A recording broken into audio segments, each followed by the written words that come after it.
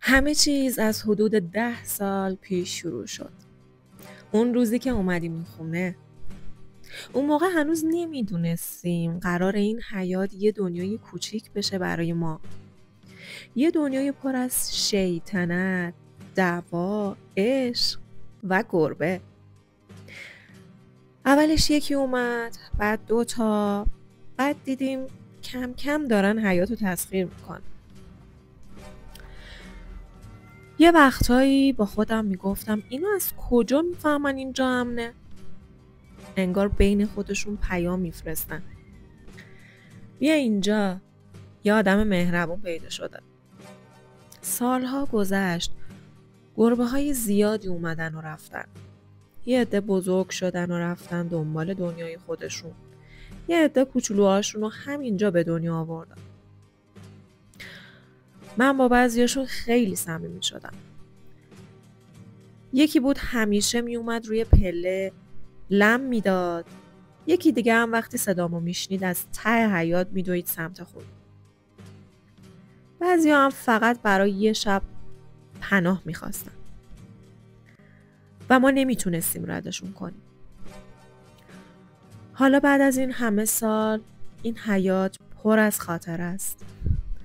الان هم 3 تا فسقلی داریم که تازه بزرگ شدن، به اضافه مامانشون که یه روز یواشکی گذاشتشون و رفت.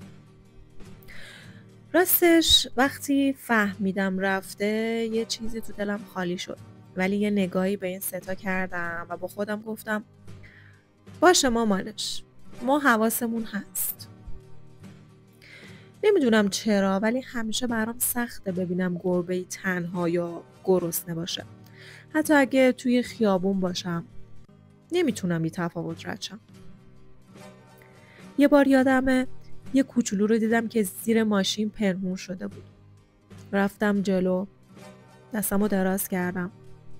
اولش ترسید ولی بعد خودش اومد جلو و سرشو گذاشت رو دستم. اون لحظه هیچ چیزی قشنگتر از اون نبود. بعضی وقتا شب که آروم میشه میشینم همینجا بهشون نگاه میکنم و یه فکری تو ذهنم میاد. چقدر ما آدما بی‌انصافیم. همه چی رو برای خودمون میخوایم. زمین، غذا، سرپناه و حتی عشق. ولی این کوچولوها با یه تکه نون، یه آفتاب ظهر، یه نوازش کوچیک قانعن. اونا چیزی ازمون نمیخوان. فقط میخوان دیده بشن. و منم سعی کردم همینو بهشون بدم. بعضی وقتا فکر میکنم گربه های کل محل رو ما دست گرفتیم.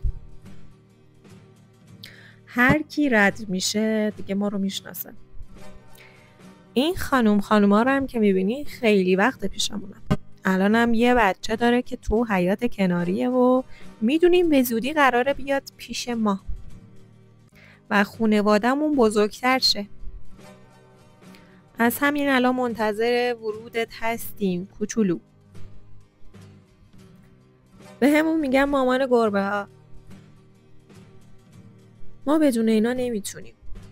واقعا این حیاط بدون میو میوهاشون فقط یه حیاطه. ولی با اونا یه خونه است.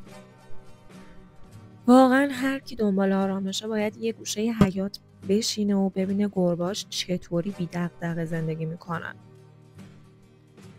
خودشون نمیدونن ولی همین فسقلیا شدن آرامش تمام روزای پر استرس من. الان که فکر میکنم تو این 8 سال فکر نمی کنم مدتی بوده باشه که گربه توی حیاط نبوده باشه. و واقعا برکتش رو تو زندگیمون حس کردیم. اونقدر آرامش و برکت به زندگی آدم میدن که من به شخص دیگه واقعا بهش معتقدم و میدونم که این اتفاق میفته.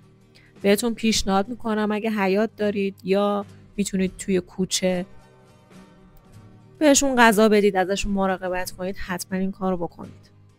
چون من به شخصه حال خوبی که به آدم میدن و اون برکتی که تو زندگی میارن رو دیدم و حس کردم. اگه از این ویدیو خوشتون اومد و دوست داشتین بیشتر از بچه‌ها ببینین، سابسکرایبمون کنین، خوشحال میشیم.